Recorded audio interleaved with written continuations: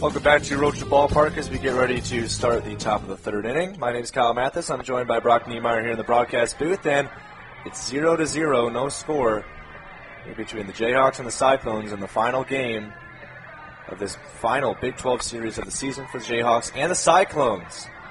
2 hits for both teams, a couple runners left on base at the end of the first and second innings, but we're going to see Camille Marin come up to bat for the Cyclones to lead off this top half of the third.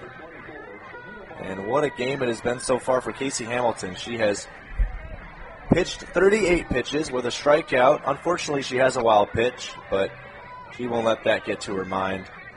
She has been automatic this series, this season, and is looking to continue that here against Camille Marin, who in yesterday's contest was the 9th hitter in the order, just like today, and she went 2 for 3 with a double.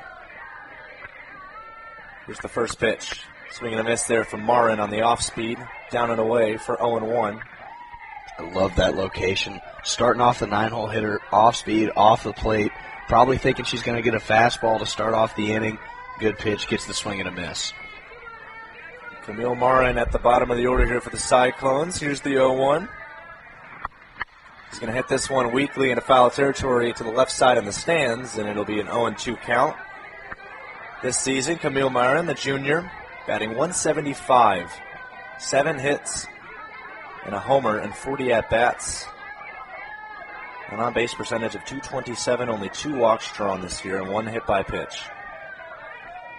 She's down in the count 0-2. So those stats line up. She's aggressive, swung at both the first 2 pitches of this at-bat. He's going to swing at this one and line it into left field, into shallow left field rather, and it's going to drop for a base hit. A leadoff base hit for Camille Marin. And just like Brock said, she was aggressive, and she was really aggressive on that off-speed pitch by Hamilton. Yeah, I think Hamilton's going to be a little upset with herself on that one. That was in an 0-2 count. You don't want to throw a breaking ball that catches that much of the plate, and it caught pretty much right over the heart of the plate. Marin doesn't misses it. Now Hamilton's going to have to pitch around some trouble here in the third. And we're going to see number 25, Angelina Fuentes, the sophomore from Seaside, California, transferred from Notre Dame. She's going to pinch run in place of Camille Marin after that single. So Angelina Fuentes. Haven't heard her name yet this series. But now it is the leadoff batter, Malaysia Ochoa, who grounded out to short in her first at-bat. She's 0 for 1 today. But she'll come up with a runner on first here in the top of the third. That hit was Iowa State's 3rd hit of the game with no score here at Rocha. That's going to be a strike at the letters, where it says Cyclones on the jersey of Malaysia Ochoa for strike 1. She really looked like she wanted to be aggressive with that one, but she checked her swing. Yeah, I think the catcher, Jordan Richards, might have stole a strike that time. A good frame job. Here's the second pitch from Hamilton. At the 0-1 count. He's going to bunt. This is going to go fair. The home plate umpire is going to say it goes fair. They're going to throw over to first to get the out. And the runner at first advances to second. That's Fuentes. So it's a sacrifice bunt by Malaysia Ochoa. And that'll be a runner at second with 1 out. Yeah, I think Ochoa that time was probably more likely just bunting for a base hit. But it'll end up working as a sacrifice. And in a scoreless ball game, her coach probably isn't too mad to get a runner on second base with only 1 out. Now it's Michaela Ramos, the second batter in the order. She's 0 for 1. She flew out to foul territory where Jordan Richards, the catcher, made the grab back in the first. She'll swing at this one on the first pitch, and it goes down the left field line foul. And Iowa State's so aggressive with their first pitch swings. But Michaela Ramos has had an amazing career as a Cyclone. She set the new single-season school record in RBIs with 57 in her junior year, and she's the only Cyclone to ever record 2 seasons of 50-plus RBIs. And just an RBI machine. She has a runner in scoring position right now at second. Here's the 0-1. She'll pop this one up into the infield. Under it is Casey Hamilton. She's going to make the grab with a second out, right in between the pitcher's circle and home plate. Out number 2, recorded by Hamilton. Yeah, good job by Casey getting through the 2 toughest outs in the Cyclone order. Ochoa hitting 321 and Ramos hitting 301 now. The only two people in the lineup hitting over 300. Hamilton's retired them both. Now just one out away from getting around the leadoff single. It's Angelina Allen who had a double back in the first. She's 1 for 1. She'll come up to bat with a runner on second. She's going to swing at the first pitch and foul this one into left field territory. Ashlyn Anderson gets on the run for it, but it lands in the KU bullpen. It'll be a foul ball for an 0-1. Like we said, Angelina Allen is 1 for 1 in this game.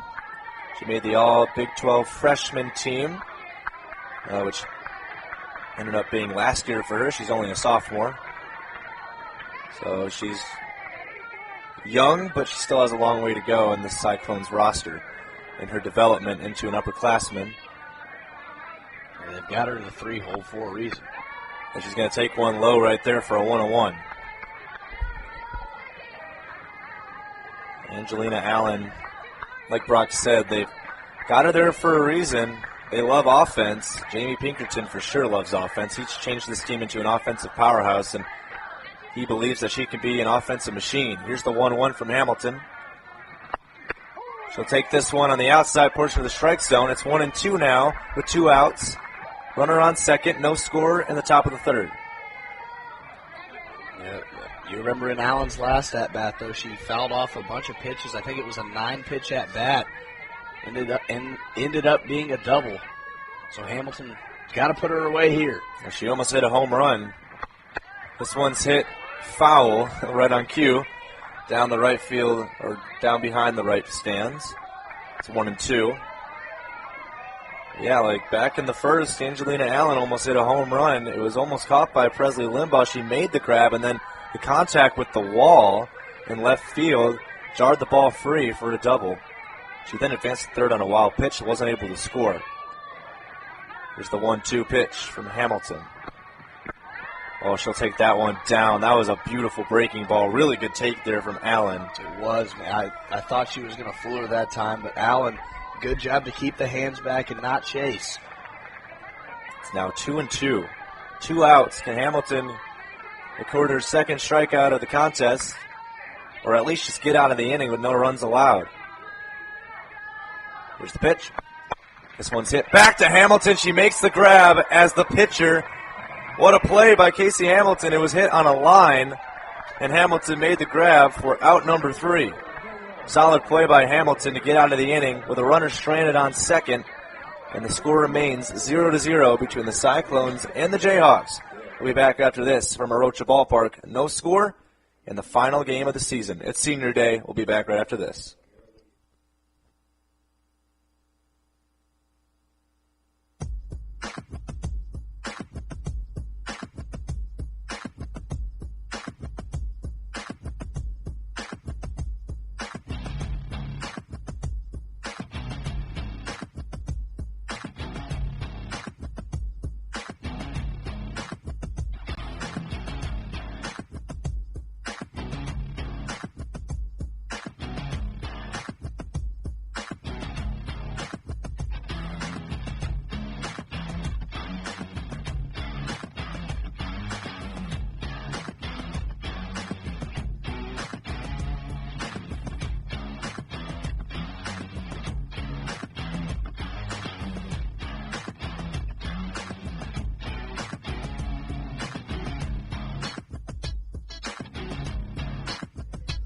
And we welcome you back to Arocha Ballpark. Here's we're ready to get started for the bottom of the third inning. Well, folks, it's senior day, and it's in the mid-80s and sunny on a Sunday afternoon. And I'm looking around at the stands, and I see a lot of ice cream being consumed. The ice cream sales today have got to be just astronomical right now, and it's really a beautiful day here at Arocha. Fans having a blast. Ice cream being consumed. I see some water bottles as well. Good on the fans to stay hydrated here at Arocha. On a mid-80-degree day in early May. It was projected a thunderstorm today and didn't to help this game start and end up being played. So Ellie Spellhog remains in the circle today, or here in the bottom of the third. Jordan Richards leads off, the senior. She actually batted last inning and because Peyton Renzi was caught stealing, she will bat again here as she takes the first pitch down low and the second pitch down low. It's a 2-0 count to Richards. No strikeouts so far in this game for Ellie Spellhog, who has really done a good job this season recording those strikeouts. She has 55 this year. All three pitches in this at-bat so far taken down low for 3 balls straight. It's now a hitter's count for Richards, but one thing that I've noticed is that she'll probably take this next pitch, and if it ends up being a 3-1, she'll probably swing at the 3-1. Especially leading off the inning. Well, I don't think she'll need a swing at that one. It's inside and a 4-pitch walk for Jordan Richards, the senior, on her senior day. Leads off the inning with a walk with no outs. For the first time this afternoon, the Jayhawks get their leadoff reel aboard. Let's see if they can't bring her around. Wouldn't be surprised if we saw possibly a bunt situation here. Try and get a runner into scoring position. Okay, Jordan Richards is fast. And Espy at the bottom of the order. Shayna Espy, the 9th hole hitter. She'll show bunt, and she'll bunt it foul behind the plate off the left side backstop. Yeah, I think Iowa State might have an idea that that's what she wants to do here. For sure, but all they have to do is just get that sacrifice bunt down. I kind of like how Coach does her signs. They do a wrist guard instead of, the traditional way of giving signs. Here's the 0-1. Espy bunts this one, picked up by Sarah Tyree. Throw over to first is in time. Throw over to second was risky, but able to advance to second was Jordan Richards on the sacrifice bunt by Shayna Espy, which will be the first out. But that was risky. Jordan Richards looked like she wanted to take off for third. And making the throw is Carly Spellhog over to Casey Simpson at second. Almost actually tagged out Richards before she even knew it was coming. Yep. Good execution on the sacrifice bunt. Richards has to be careful. I'm not sure why she was rounding the bag there. Yeah, really got to be careful there. Can't run through any base besides first. Presley Limbaugh. Spellhog almost caught her sleeping. Yep. Presley Limbaugh will hit this one to second. Richards advances to third. They make the throw over to first instead. And now Richards is 60 feet away from scoring KU's first run of the game. Nice play by Simpson at second over to Spellhog at first for the second out.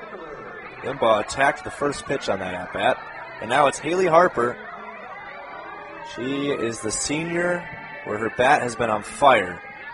Can she bring home Jordan Richards standing at third base, just waiting to try to cross home plate? 2 outs now. Here's the pitch. That one's down and low for ball 1 to Harper. And if you're the Jayhawks, this is exactly who you want in the box right now, the hottest hitter in the lineup. Haley Kripe is on deck. She had a little home run yesterday, a little 3-run shot in the first. Can she come up to bat this inning? Here's the 1-0. Harper hits this one down the line, and it goes foul down the left field line. I don't know if you folks heard at home, but immediately when that ball was hit, I heard somebody on the field say, "Go, go, go, go, go," probably referring to Jordan Richards. She was basically at home plate by the time that ball was thrown over to first. So McFall standing right next to Richards over at third. Richards will take off at any contact of the bat. This one pitch is down and away for ball 2. It's 2-1. Well, 3 hits for Iowa State, 2 for KU. No score at Etarocha in the bottom of the third with 2 outs. Runner stands at third. Kansas in their baby blue uniforms, trying to get a run home. Oh, the 2-1 is right on the inside portion of the strike zone. It's 2-2. What a pitch by Spellhog. Exactly right. She pitched Harper inside. Such a great 2-1 pitch in a hitter's count. Put it in a spot where Harper couldn't really do any damage with it. Now it's 2-2. Here's the 2-2. Harper hits this one to short. Round chase over to first, and the runner will once again be held at third. Or rather, stranded at third, as the final out of the inning is recorded by the Cyclones. A 6-3 third out, and Jordan Richards will have to stay at third and not score the first run of the inning for the Jayhawks, or of the game rather, for the Jayhawks. So this game remains scoreless at 0-0 through 3, as we'll go to the 4th on Senior Day with the Jayhawks looking to play some defense and hold this game to a 0-0 tie. We'll be right back after this.